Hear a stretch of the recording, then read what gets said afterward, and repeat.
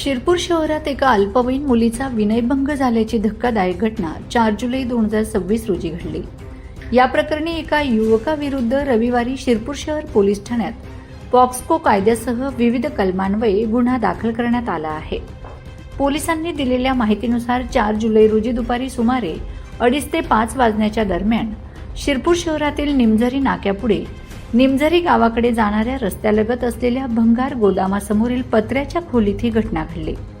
या प्रकरणी अनिल जगन कोळी वय 35 मूळ राहणार नद्यूनगर शिरपूर सध्या राहणार हिंगोणी तालुका शिरपूर जिल्हा धुळे याच्या विरुद्ध गुन्हा दाखल करण्यात आला आहे। तक्रारीनुसार आरोपींनी पीडित अल्पवयीन मुलीच्या संमतीविना बळजबरीने तिचे चुंबन घेऊन तिचा विनयभंग केल्याचा आरोप आहे।